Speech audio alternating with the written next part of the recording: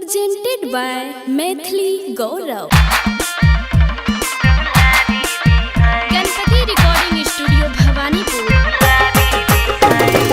DJ Vikas, Liga Sitamarhi.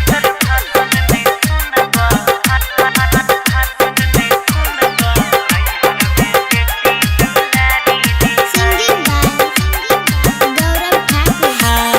ससुरा में आब के तोर भाषण ने सुनबा नैहर में बेटी दुलारी री है। ससुरा में आब के तोर भाषण ने सुनबा नैहर में बेटी दुलारी री है।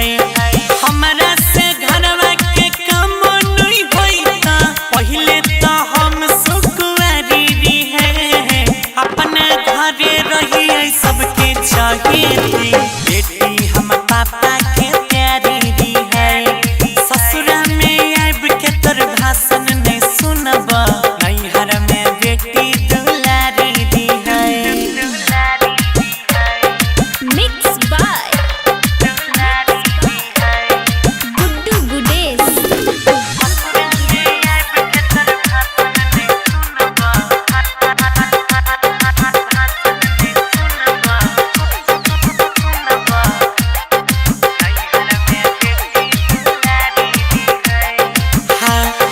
कोनो मौका पर नहीं कलियै चूल्हा चौका के न बनैबै हम खाना। चाल के चौकर रख ले तू नौकर कर नहीं सैया जीवाना।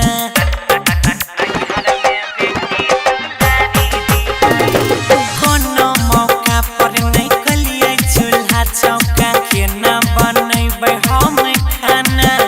चाल के चौकर रख ले नहीं नौकर मार नहीं हमरा होताना। तोरा हवेली में नया नवेली दुल्हन तो हम राजकुमारी दी है। ससुरा में आब के तोर भाषण नहीं सुनबा नैहर में बेटी दुलारी दी है। लबड़ लबड़ हमरा आगा नहीं चलत बच्चे से हम सुकुआरी दी है। Mixed by Guddu Gudes.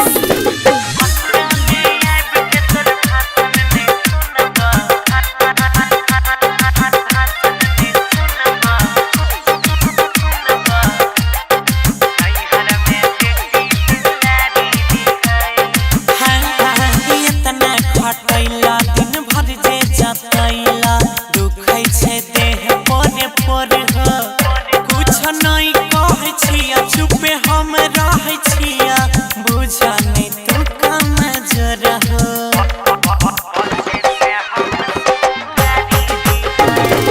इतना खटैला दिन भर जे जतैला दुखै छै देह पोरे पोरे हो।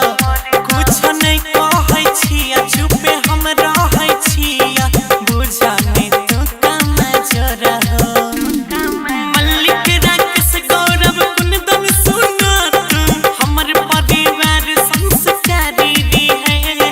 ससुरा में हम आपका बोली नहीं सुनेंगे नैहर की बेटी दुलारी थी मैं।